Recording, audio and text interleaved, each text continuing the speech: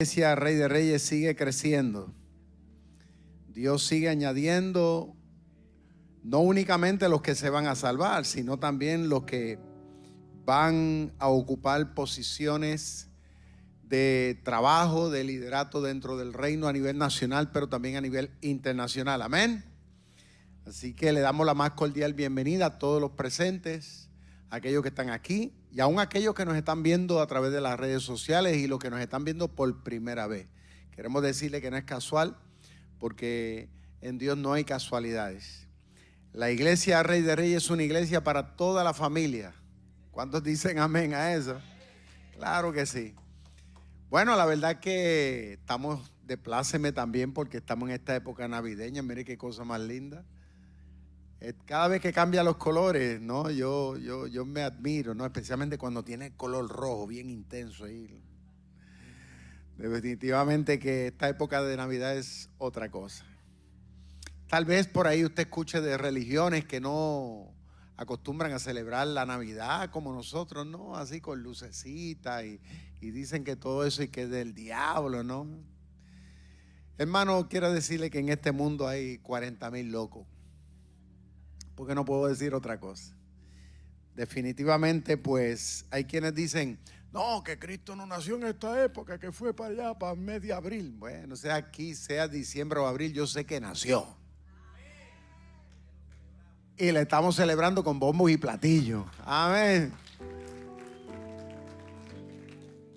Y definitivamente nosotros los cristianos, como dijo Jesús, somos la luz del mundo. Por eso es que las bombillitas, ¿no? Porque quiere decir que nosotros somos los que reflejamos la verdad en medio de un mundo de mentiras. Bueno, en esta mañana vamos a estar atentos a la palabra. Hay una palabra poderosa para usted y para mí. Vamos a estar en el libro de Romanos capítulo 12 dando lectura, pero el tema del mensaje hoy, lo van a ver en pantalla ahí, es buena relación con el Señor Jesucristo. Diga conmigo, buena relación con el Señor Jesucristo. Fíjate que a mí me gusta, cuando hablo del Señor, a mí me gusta siempre añadirle siempre, como dicen por ahí, nombre y apellido. Y yo digo, esta es mi opinión personal. Yo no soy de las personas que me gusta simple y sencillamente decir Cristo o decir Jesús. Para mí es como que una falta de respeto. Yo siempre digo Jesucristo, incluso hasta cuando escribo, ¿no? Estoy haciendo mis escritos con relación a las cosas de la iglesia. Me gusta siempre redondearlo así. ¿Por qué? Porque definitivamente, pues en el mundo hay muchas personas que se llaman Jesús. Pero yo no he encontrado a alguien que se llame Jesucristo. El único que se llama Jesucristo fue el que dio su vida por mí y por usted en la cruz del Calvario. Ese Jesús es el Mesías enviado. Por eso lo celebramos, amén, en esta época de Navidad. Así que en el día de hoy vamos a basar el mensaje en eso, ¿ok? De que como cristianos se nos exhorta, es una exhortación apostólica, ¿verdad? En este caso del apóstol Pablo, para que nosotros establezcamos una relación con el Señor en el siglo que estamos viviendo. Ahora, cuando leamos el pasaje nos vamos a dar cuenta que el énfasis también está en tener una buena relación con el prójimo, pero eso lo vamos a dejar para la próxima semana. Hoy vamos a ir a la primera parte, que es bien importante. Así que vamos a dar lectura desde el capítulo 12 de Romanos, verso 1 en adelante. Y dice así, en el nombre del Padre, del Hijo y del Espíritu Santo.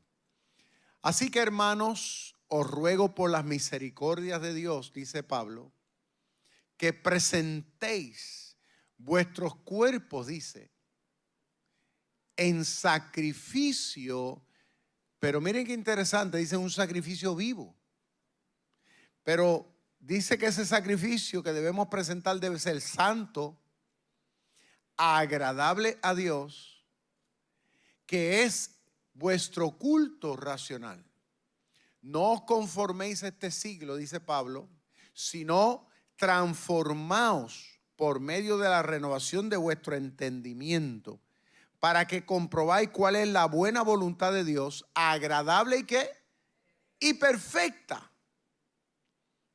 Dice, digo pues, por la gracia que me es dada, a cada cual que está entre vosotros, que no tenga más alto concepto de sí que el que debe de tener, sino que piense de sí con cordura, dice Pablo, conforme a la medida de fe que Dios repartió, dice, a cada uno.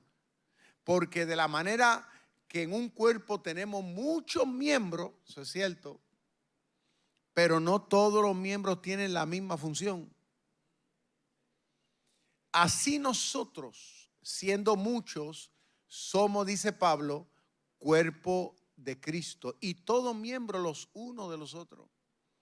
De manera que teniendo diferentes dones, según la gracia que nos es dada, si el de profecía, úsese conforme a la medida de la fe, si el de servicio, en servir, o el que enseña en la enseñanza, el que exhorta en la exhortación, el que reparte con liberalidad, el que preside con solicitud, el que hace misericordia, dice, con alegría. El amor, dice Pablo, sea sin fingimiento. Aborreced lo malo, seguid lo bueno, amaos los unos a los otros con amor fraternal, y en cuanto a honra, prefiriéndonos los unos a los otros. En lo que requiere diligencia, no perezoso, fervientes en espíritu, sirviendo al Señor, gozoso en la esperanza, sufridos en la tribulación, constantes en la oración, compartiendo para la necesidad de los santos, practicando la hospitalidad. Bendecid a los que os persiguen, que no es fácil, son muy pocos los amenes. Pero dice Pablo que debemos bendecir. ¿Cuántos dicen amén? Y no maldigamos. No os venguéis vosotros mismos. Qué duro eso, ¿verdad? Amados míos, sino dejad lugar a la ira de Dios. Porque escrito está, esto está escrito, mía es la venganza, yo pagaré, dice el Señor. Así que si tu enemigo tuviere hambre, dale de comer. Si tuviera sed, dale de beber y que no sea vinagre, ni veneno tampoco. Pues haciendo esto, ascuas de fuego amontonará sobre su cabeza. Eso lo vamos a explicar la próxima semana. Dice Pablo, no seamos vencidos de lo malo, sino que venzamos con el bien. Vamos a vencer el mal. ¿Cuántos adoran al Señor? Vamos a dar un fuerte aplauso a la palabra de Dios, hermano. Bella y preciosa, amén. En primer lugar, vemos aquí cómo el gran apóstol Pablo, en su generación hace 2000 años atrás, dio esta palabra a la iglesia de Roma, a la iglesia cristiana que estaba formándose en Roma y que ya estaba tomando impulso en Roma. Los cristianos de este imperio, que eran, por así decirlo, los cristianos de la loza, los cristianos, vamos a decir, de la nueva ola, donde estaba lo último, porque Roma en ese entonces era considerado, diríamos nosotros, la gran manzana de aquel entonces. Y usted sabe cuál es la gran manzana acá, ¿verdad? Es Nueva York. La gente acá piensa, Nueva York es lo máximo, ahí es donde está la moda, ahí está todo. O sea, siempre se tiene esa noción que el que está en New York o el que va a New York está lo último, ¿no? Pues en ese entonces Roma era así. Era donde estaba la tienda de Gucci, donde estaba Victoria's Secret, usted sabe, donde estaba Macy, eso era ahí donde estaban los grandes artistas. Hey, vamos a decir, Manhattan, la gran Manhattan estaba en Roma en aquel entonces. Y la iglesia y los cristianos que allí se estaban forjando, estaban, vamos a decir, en una sociedad y en una cultura parecida a la nuestra aquí. Usted sabe que aquí en Puerto Rico pasa igual. Decir, yo soy de San Juan. Usted sabe que los de San Juan dicen, somos de San Juan y los demás parking. Entonces nos tratan a nosotros, ustedes son los de la isla. Perdonen, ¿sabe? Si alguno sanjuanero aquí o me está viendo, pero usted sabe que hay un guillecito. Vamos a hablar claro. Porque yo soy del área metro, ¿no? Entonces los del área metro siempre piensan que ellos están adelante, que ellos son los mejor que hablan, que son los que tienen mayor cultura, más educación, que los demás de acá somos gente del campo, somos medio arados, usted sabe. Siempre pasa eso, ¿no? Como pasa incluso con Ponce, ¿no? Tienen esa cosa, nosotros Ponce, los demás parking, usted sabe. En ese entonces pasaba prácticamente lo mismo. Entonces mucha gente decía, bueno, que lo que está en las grandes ciudades, en las grandes metrópolis, pues eso es lo que está in y lo demás está out. Y entonces los cristianos que estamos levantándonos, pensamos que la cultura, que las costumbres, que las cosas, pensamos que todo eso es aceptable incluso delante de la presencia de Dios. Corremos el riesgo de menguar en nuestra espiritualidad. Eso pasa muchas veces.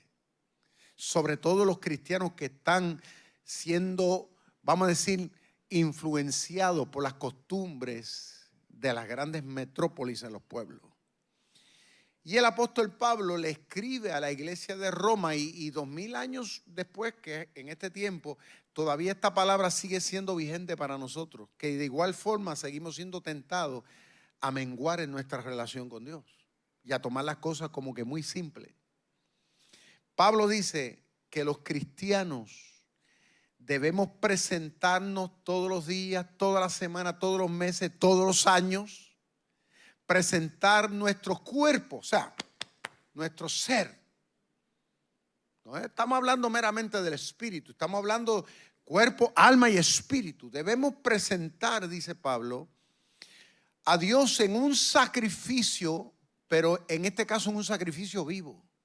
Dice Pablo que sea santo, o sea, que sea puro como Dios, que sea perfecto, o sea, que procuremos la perfección, pero también que sea agradable, no ante los hombres, no ante el gobierno y el sistema, sino agradable ante los ojos de Dios. Presentarnos, y Pablo utiliza un término aquí que quiero explicar, y es que dice presentarnos a Dios en un culto, pero que es un culto racional.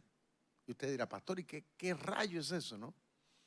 La palabra culto significa formas y maneras que nosotros establecemos para llegar a Dios. ¿Y cómo lo hacemos? Pues nosotros entendemos que para llegarnos a Dios de forma personal, pues a través de la oración, ir a la iglesia, dedicarnos, consagrarnos, o sea, es una forma de un culto. Respetar a Dios, meterlo en mis decisiones. Esa es la forma como tú y yo rendimos culto a Dios. Una persona que no rinde culto a Dios es una persona entonces que no establece ningún patrón de nada. Vive como que en el aire. Como mucha gente que usted le pregunta, ¿tú sabes que Dios existe? La gran mayoría, el 99.9 le va a decir, sí, yo sé que Dios existe. Pero de ahí no pasan. ¿Por qué? Porque no han establecido, aunque saben que Dios existe, pero no han establecido en su vida una forma de rendirle a Dios un culto en su vida. Y hay mucha gente que hoy día han ido a una iglesia como esta, se han bautizado y ahí se quedó la cosa. Entonces viven toda su vida yendo a la iglesia de vez en cuando o cuando tienen un problema, leen la Biblia cuando les parece, cuando tienen el tiempo. O sea, todo es condicional, siguen dándole prioridad a otras cosas. Incluso hay gente que van a la iglesia cada 3 o 4 meses. si es que pueden. Entonces, Pablo dice que el cristiano verdadero debemos nosotros procurar con diligencia, procurar establecer una vida, pero llevar a cabo un culto. Y no estamos hablando de este es parte, estamos hablando en nuestra intimidad. Un culto. Pero dice que no es cualquier culto, dice Pablo, dice un culto racional. Esa es la otra palabra importante aquí. ¿Por qué racional? Porque quiere decir que es conforme a la verdad que Dios estableció en la Sagrada Escritura. Amén. Y eso lo vamos a ver ahora. Pablo dice, en segundo lugar, que no debemos, para establecer este culto que agrada a Dios, que es lo correcto que edifica nuestras vidas, Pablo dice que no debemos conformarnos al siglo en que vivimos. Escuchen bien, cristianos, los que están aquí, los que me ven a través de las redes. Nosotros corremos, va viendo el riesgo, como pasó con la iglesia en Roma, de conformarnos, va viendo al tiempo en que vivimos, a la modalidad en que se vive, a las costumbres, a las tradiciones que se establecen en los pueblos. Y Pablo dice que no debemos conformar nuestra espiritualidad, nuestra relación con Dios al mundo existente. Pablo dice, sino que debemos comprobar.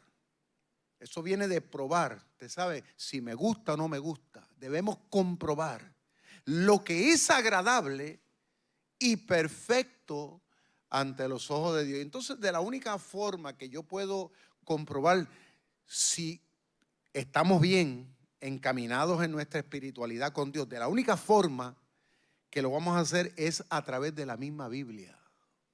No hay otra forma.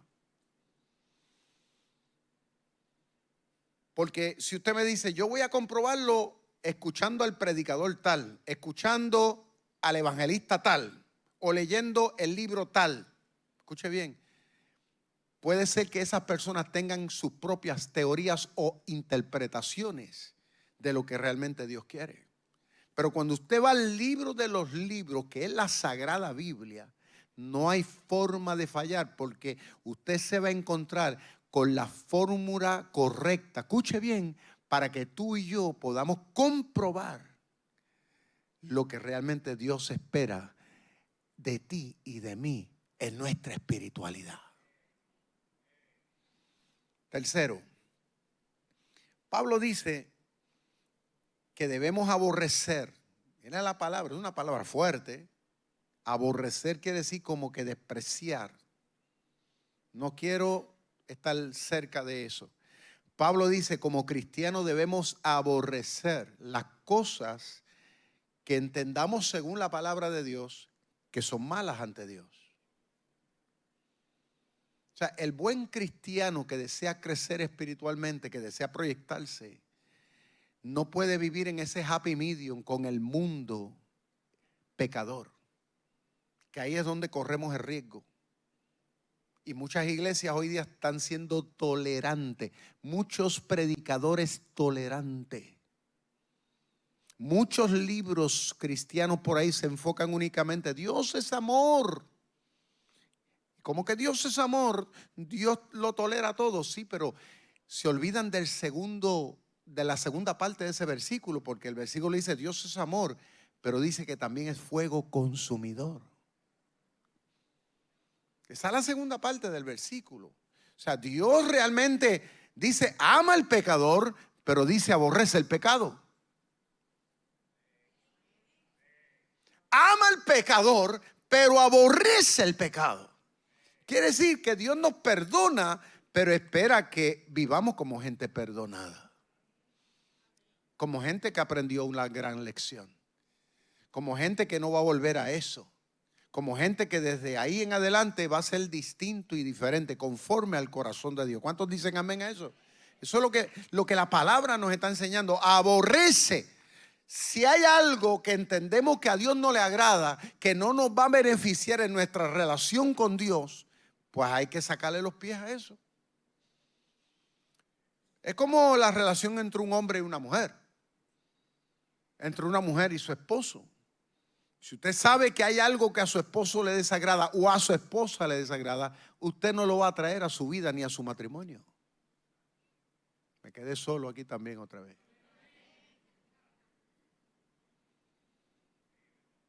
Si usted sabe que su esposa, ¿verdad? Si usted ha sido recasado, si a su esposa no le gusta que usted hable de, o viceversa, usted sabe que a su esposo no le gusta que usted esté mentando el nombre de, usted no lo traiga a colación.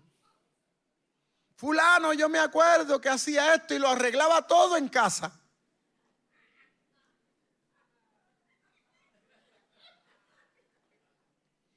Fulana cocinaba de esta manera. Usted hace eso, usted se va a buscar el problema. Va a dormir con el perro, con el gato, con los pájaros.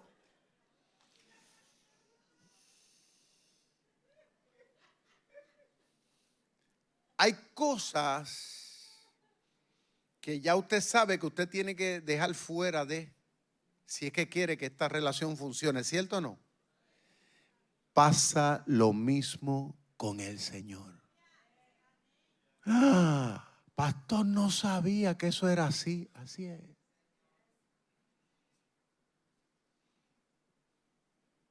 En nuestra relación con Dios, nosotros tenemos que aprender que desde ahora en adelante tenemos que trazar línea y no traerle en nuestra relación con Dios, en nuestra cristiandad, en este camino de fe. Tenemos que dejar fuera lo antes, con lo que nosotros coqueteamos antes. Porque a Dios, que ahora es nuestro marido, a Dios no le desagrada. ¿Sabe qué dice la Biblia? Que el Dios nuestro es celoso. ¿Usted no lo sabía? La Biblia dice que Dios nos cela con un celo santo. ¿Cuántos de los que están aquí son celosos? El que es casado cela. El que tiene su novia y su novio cela. Hay celos buenos, porque es un celo de cuidar lo que es tuyo. ¿Cierto o no? Me están dejando solo aquí. ¿Usted cela o no cela? Yo celo, yo tengo que estar pendiente a lo mío. ¿Cuánto cela en su carro? ¿Usted no cela el carro suyo? ¿O usted lo deja ahí que cualquiera venga, se monte, haga y le tire? ¿Usted cela su casa o no cela la casa? ¿O usted deja que el vecino venga y se meta dentro de su casa, tire la basura para el patio de su casa? ¿Cela o no cela su casa? Sí, todos tenemos un celo bueno. No los celos enfermizos. Hay un celo que protege, que cuida. Y eso es lo que Pablo dice, que nosotros debemos de tener en cuenta, que el Dios de la Biblia, el que te perdonó, el que me perdonó a mí, el que nos aceptó, el que nos ha dado esta nueva oportunidad, nos cela. ¿Por qué? Porque ahora somos de Él. Ahora tenemos la identidad, tenemos el nombre y apellido de Él. Por lo tanto, tenemos que cuidar nuestra relación con Él, dice Pablo. Comprueba, dice, lo que es agradable. ¿Ok? Entonces Pablo dice que debemos aborrecer todo lo que es malo, echarlo fuera de nuestra relación. Ahora dice, número 4, en las cosas que requiere, dice Pablo, diligencia, o sea, importancia, ¿verdad? Como cristianos, dice, no debemos ser perezosos. Diga conmigo, perezoso. Si yo le pregunto qué significa ser perezoso, pues usted sabe que es vago. Vago, como dice el hermano. Un perezoso es que usted ni empujándolo arranca. Vive una vida platónica, siempre está pajareando en su mente, pisa y no arranca, vive solamente de la ilusión. Yo quiero, pero no puedo. ¿Sabe? Hay gente así, aún gente que se considera cristiana, que quieren avanzar, quieren servir a Dios. Yo quiero que Dios me use. Ay, Dios, yo quiero estar adelante. Yo quiero las bendiciones de Dios en mi vida. Pero la pregunta es, ¿qué estamos haciendo? ¿Cómo está nuestra relación con Dios? ¿De qué forma Dios puede confiar más en tu persona? Pablo dice que debemos ser fervientes en espíritu. Usted sabe que la leche, cuando usted la pone a calentar, eso es mágico. Ella está esperando que usted se descuide para... Porque usted la puede estar velando. A mí me ha pasado muchas veces en casa y de momento voy a tender el pan que está en la tostadora y de repente ya se viró. Y yo digo, qué maldición, oye. ¿Cómo que me estaba velando ella? Yo la velando la leche y la leche me estaba velando a mí. Pero usted ve que llega a un punto, lo que le llaman el boiling point, ¿no? En inglés, que se hace así. Pablo dice que ese concepto de efervescencia espiritual, de tener ganas, ánimo, interés en nuestra espiritualidad, debemos tenerla para comprobar lo que es agradable a Dios. O sea, no debemos ser personas como que, ¿usted me entiende? Ahí como que cruzado de brazos en nuestra relación con Dios, en nuestra espiritualidad, en ningún tiempo de nuestra vida. Hay que estar con un buen deseo, un buen ánimo, porque eso es lo que nos va a hacer que duremos en el tiempo. Hay gente que me dice a mi pastor, y todavía usted está pastoreando, y todavía usted está sirviendo al Señor. Pues claro, todavía, y le estoy metiendo candela a la cosa. Estoy tratando de dar más para Dios, no menos, es darle más. Es buscar, Señor, ¿qué más puedo hacer? ¿Qué más, en qué te puedo agradar? ¿De qué forma me puedo proyectar más?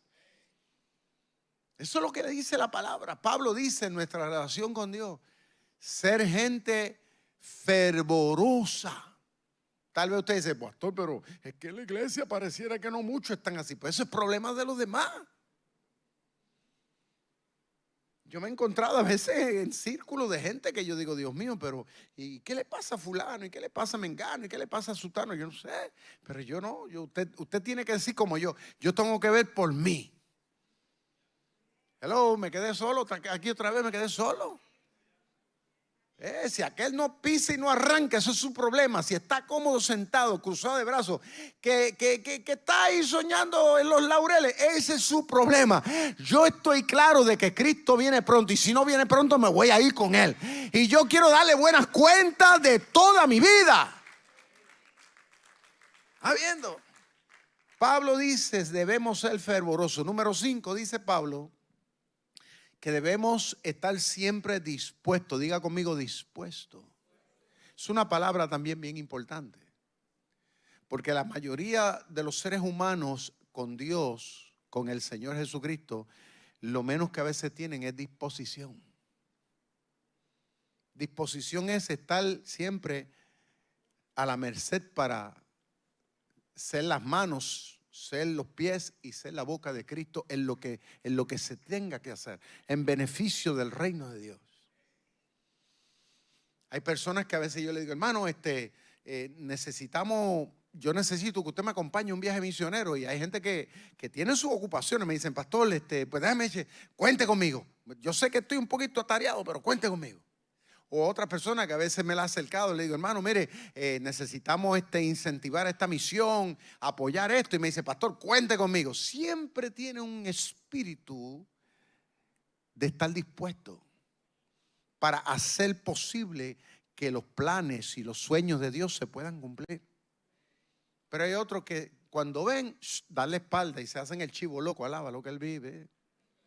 Como que esto no es conmigo, ¿no? Entonces, ese no es un culto racional que pudiéramos estar dándole al Señor. Yo nunca me olvido, un pariente mío me dijo, cuando se muestra un momento para servir a Dios, cuando se muestra una necesidad, es porque Dios te necesita. Y siempre yo tengo eso en la mente. Cuando surge una oportunidad de hacer algo, yo entiendo que es que Dios me necesita. Yo no estoy esperando que venga alguien a decirme, pastor, ¿usted puede hacer esto? No, ya yo sé que si surgió la necesidad y no hay quien lo haga, lo tengo que hacer yo. Hello. Y lo hago feliz, porque Dios cuenta conmigo. Y me siento honrado de eso, porque es algo que tengo en mi cabeza, en mi corazón. Siempre tener la disposición. Nunca me olvido cuando yo llegué al seminario a estudiar, que era interno, estuve ahí varios años. Muchos de los que iban estaban acostados viendo televisión y viendo novelas, aunque usted no lo crea, seminaristas, el día entero viendo novelas, viendo juegos de pelota.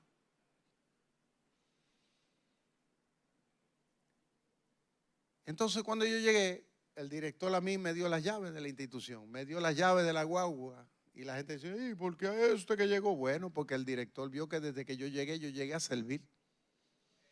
Había que botar basura, yo la llevaba al vertedero. Todos los días. Prendía la guagua, recogía la basura, la llevaba al vertedero allí en Cagua.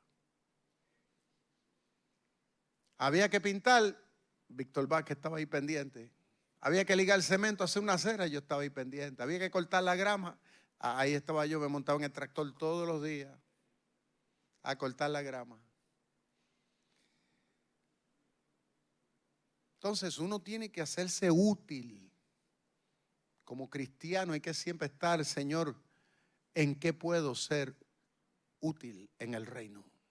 Esas son la gente que Dios los va llevando de gloria en gloria. ¿Va viendo? Un jefe en una empresa le va dando mayores privilegios al que está siempre dispuesto.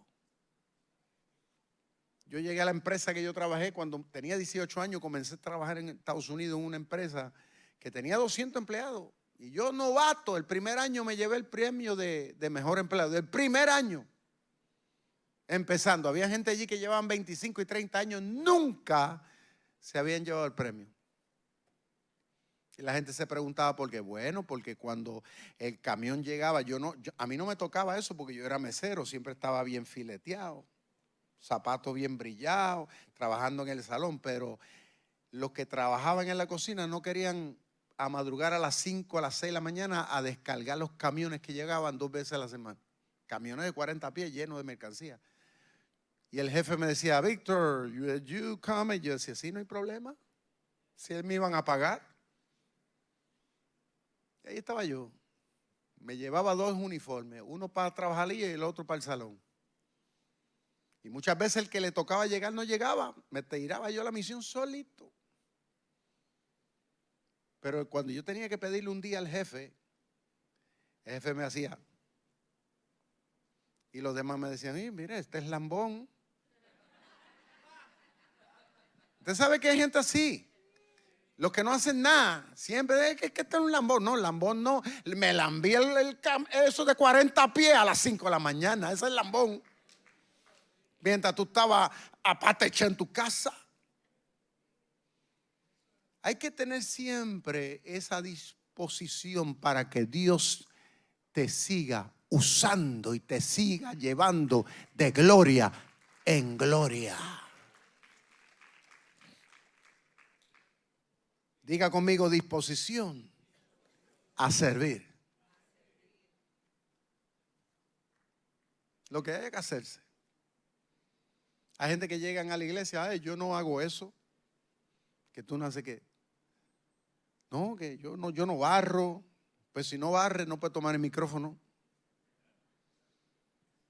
Porque hay gente que dice, no, lo mío es el micrófono. Ah, esa es la linda. Sí, porque hay gente así. Nunca me olvido allá en La Encantada en Perú. Hay un hermano que lo que quería era, yo quiero predicar. Y un viejito que teníamos, el hermano Fausto, decía, si no aprende a coger la escoba, no coge la barquilla. Porque eso demuestra realmente. Gente que lo que quieren es protagonismo. Porque piensan que eso es lo que la grandeza. No, la grandeza también está en ser útil, poner mi silla, barrer, mapear, lo que haya que hacer. Aunque usted no lo crea, a veces que ha habido años al principio cuando se tapaba aquí, se tapaba el pozo aquí. Porque usted sabe que usted no quisiera saber lo que la gente tira por ahí para abajo. Y más ahora que tiran los chopas, los paños húmedos, los meten por el inodoro. Y se ha tapado la cosa y yo he tenido que meter las manos ahí, que la peste te dura un mes. No hay cloro que te quite la peste. Pero había que destapar el toilet. Y Ñico Fernández tenía que estar ahí. Usted sabe Ñico Fernández, ¿se acuerdan de los old timers? Yo tenía que estar ahí. ¿Sí? ¿Por qué? Porque si no hay otra persona, uno tiene que hacerlo. No llegó el que guía la guagua a la iglesia y yo tengo que guiar la guagua a la iglesia. No llegó el maestro y yo tengo que dar la clase. Hay que estar siempre dispuesto para lo que Dios te necesite. Y miren, hay gente que me han dicho, mi pastor, pero yo quiero que Dios me dé mucha vida y salud. Yo quiero estar muchos años. Y yo le digo, ¿sabe cuál es el secreto para que Dios no te quite la vida y te mantenga acá abajo? ¿Cuál es? Yo le digo, ¿sabe cuál es la fuente de la verdadera juventud? De la salud eterna. ¿Cuál? Que siempre esté dispuesto a servir en lo que sea. Porque el que sirve, sirve. ¿No entendieron eso? El que sirve, sirve. El que no sirve, no me están completando, ¿no qué? No sirve. Eso es como que 1 más 2 es 2. 1 más 1 es 2. Eso es sencillo, ¿no? La ecuación. O sea, fíjate que Pablo nos está llevando, parecen cosas sencillas, pero estos son conceptos bien profundos que hay que aplicarlos a la vida. Nunca me olvido, hay un hermano aquí que no voy a decir su nombre, ¿verdad? Por respeto, que le salió un día una cosita en la boca. Y el médico lo vio raro, le mandó a hacer estudios. Pero el hermano es un hermano íntegro. Son de los primeros que llegan aquí. Es jefe de los servidores aquí. El hombre está siempre ahí metiendo mano en lo que sea. Impresionante. Una familia que llegó aquí a la iglesia, de esos de los que no roncan mucho, pero usted lo ve que están siempre ahí. Me dijo, pastor, me salió una cosita aquí en la boca. El médico me mandó a hacer una cosa ahí, pareciera, no se ve muy bien, me dice el hombre. Pero llorando, me vino a contar el testimonio. Que cuando fue a la próxima cita, el médico no le encontró lo que le había encontrado la primera vez, no lo encontró en la boca. Eso es engaño. Con lágrimas, teniendo ahí la evidencia en las manos. Me dice, el médico no se explica. Él me dice que eso fue un milagro. Yo le digo, ¿sabes por qué Dios hizo eso en tu vida? Por una razón. Porque tú le has demostrado al Señor que Él merece contar contigo.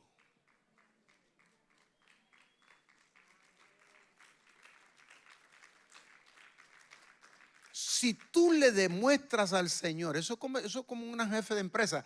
Mientras un empleado le demuestra a su jefe que vale la pena que él lo tenga en esa empresa porque es productivo, ese jefe no te va a votar. Es más, muchacho, te va a aumentar el salario. No quiere que tú te vayas porque sabe que tú le produces.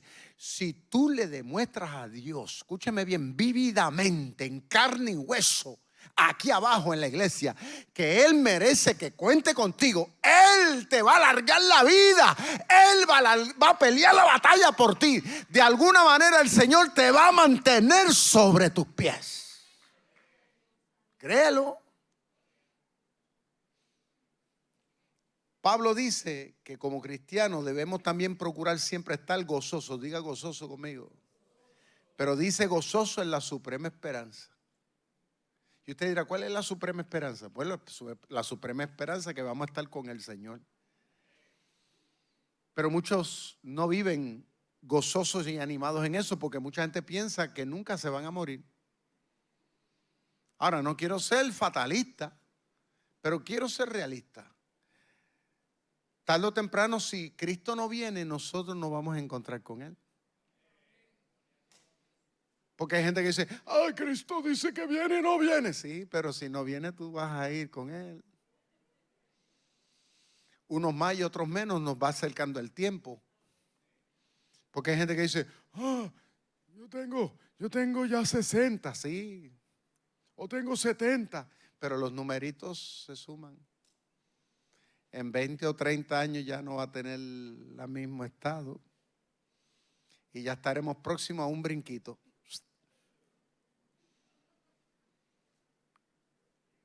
Entonces Pablo dice que debemos como cristianos siempre tener esa esperanza de que nosotros no nos vamos a quedar aquí, de que nosotros no nos vamos a quedar en el limbo, de que nosotros, va viendo, no nos van a tirar en una cuneta como mucha gente dice, que cuando me muera que me tiren en una cuneta. No. Cuando nosotros nos vayamos de esta vida, cerremos los ojos aquí, vamos a abrirla en el paraíso.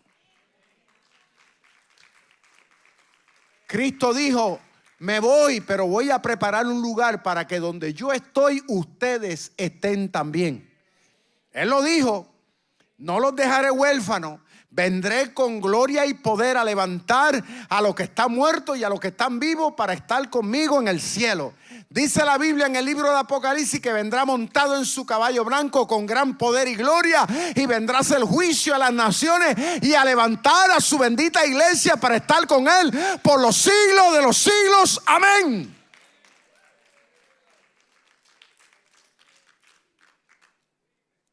Dice la Biblia, punto número 7, dice Pablo, que como cristianos también debemos en nuestro culto racional estar dispuestos también a sufrir en las tribulaciones de esta vida por causa de nuestra fe. Van a haber familiares, amigos suyos que por alguna razón le van a dar de codo porque ahora saben que usted es un hijo de Dios. Pero hay que estar dispuesto a sufrir eso. A mí me ha pasado. Yo tengo familiares que ya no me invitan a su fiesta. ¿Por qué? Porque yo soy la nota discordante, porque a ellos les gusta la jerga y a mí no.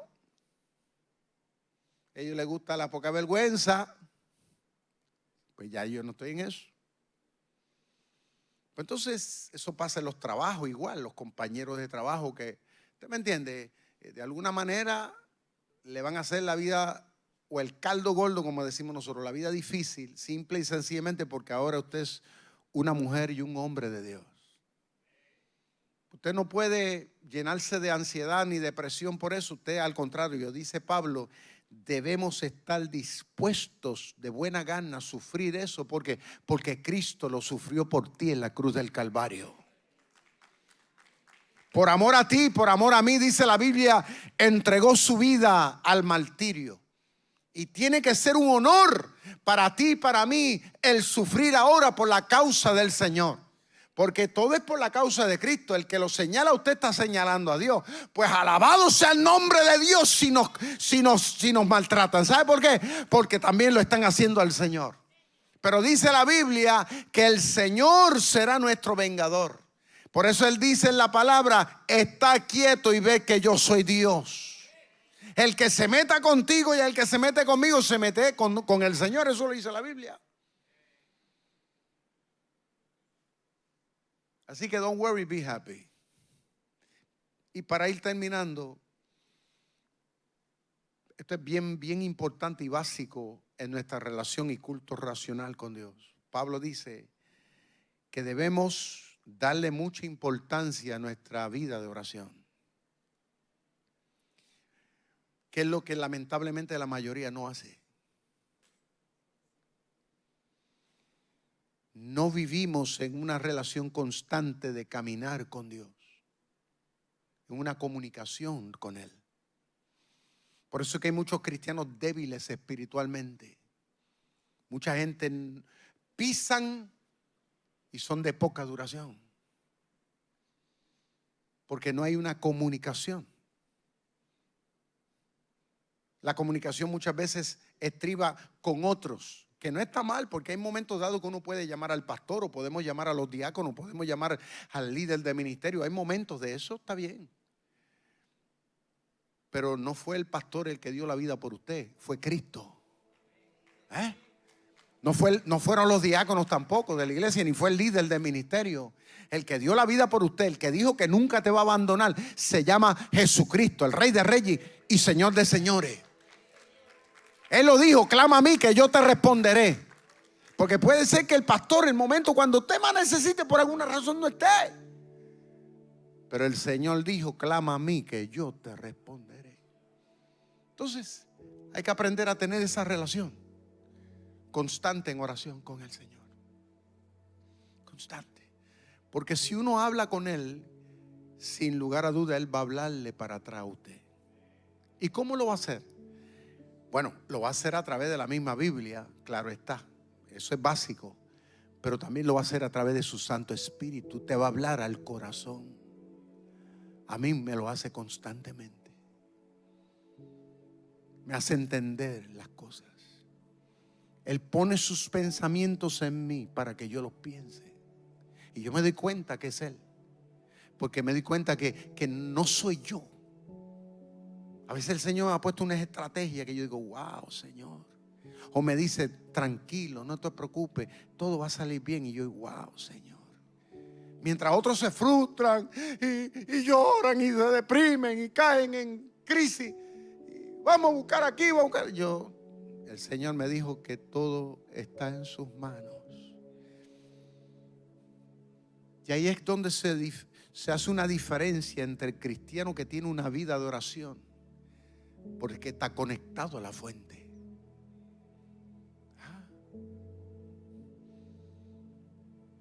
El que está conectado con Dios camina con paso firme. Es un hombre, es una mujer confiada, porque sabe que está en comunión con Dios. Y el que está conectado y está en comunión con Dios, está conectado con el más grande de los grandes. Miedo, no hay miedo de ninguna clase, porque sabe que nuestra comunión está con Él. Cuando uno se comunica con Dios, es recíproco. Es recíproco. Ahí es donde viene la palabra alabanza. La palabra alabanza en el original griego significa terapeus. Suena fea la palabra, pero de ahí viene la palabra terapia también. Cuando usted alaba a Dios, cuando usted exalta a Dios, cuando usted se comunica con Dios, hay un efecto recíproco poderoso hacia usted, que es difícil explicar con palabras, pero cuando usted se comunica, usted siente cómo el Espíritu Santo te está dando la capacidad para que tú te puedas proyectar en la vida. Entonces cuando la gente te ve, la gente se asombra y dice: pero ¿cómo es posible que tú estás tan tranquilo, tan feliz y te sigas hacia adelante? Bueno, porque que estoy metido en la oficina del jefe.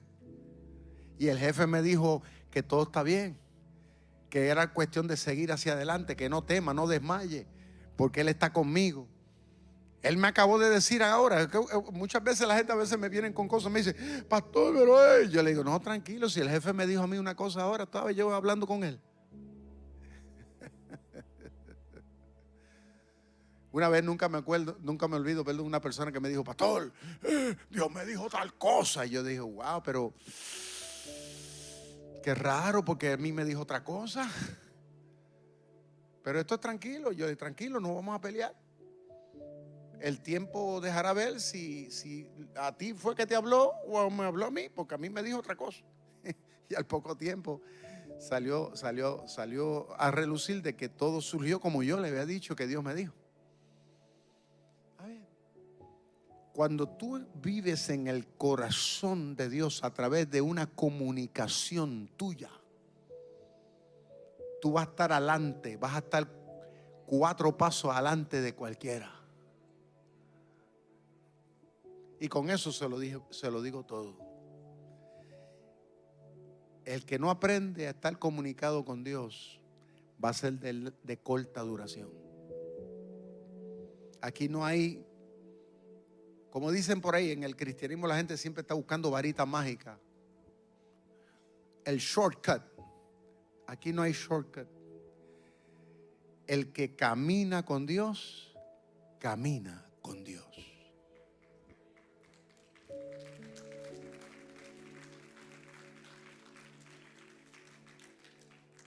Pongámonos en pie, por favor. Resumimos lo dicho en esta mañana, dos cosas. La exhortación apostólica es a los cristianos en esta generación o en cualquier generación, pero vamos a hablar de esta. El énfasis es a que desarrollemos, porque es algo que tú y yo tenemos que hacer. Esto no lo puede hacer nadie más. Es algo personal. Tenemos que desarrollar una fe vibrante, viva. Eso no es culpa de que si la iglesia, eso no es culpa que si el pastor, porque siempre la gente anda buscando un culpable para todo. Y en el mundo en que vivimos siempre, usted va a hablar con una persona, siempre va, ¿quién es culpable? ¿Alguien fue culpable? No. La Biblia siempre nos lleva a nosotros a aceptar responsabilidad. Nosotros tenemos la santa obligación de cultivar nuestra fe. Si tu esposa no le importa, ese es su problema. Si tu marido no le importa, ese es su problema. Pero tú tienes la santa obligación, como dice Pablo, establecer un culto racional a Dios en este tiempo. Y para terminar, entendamos que la cristiandad y un ministerio efectivo y duradero se basa en eso. El ministerio, escuche bien, no es algo que es hereditario. El hecho de que tu papá sea un hombre de Dios o tu mamá sea una mujer de Dios no te hará que tú vas a ser un hombre y una mujer de Dios, porque esto no se hereda. La fe de tu papá, como mucha gente, ay, mi mamá fue cristiana, tremenda mujer de Dios. Bueno, eso fue ella, pero eso no se hereda. Tú y yo, cada uno, tenemos la obligación de meter mano con Dios. Y perdonen que lo diga así, suena feo, pero para que lo entienda, tenemos que meterle ganas al asunto. Entonces, sobre eso es que descansa un ministerio, una cristiandad llena de poder y autoridad.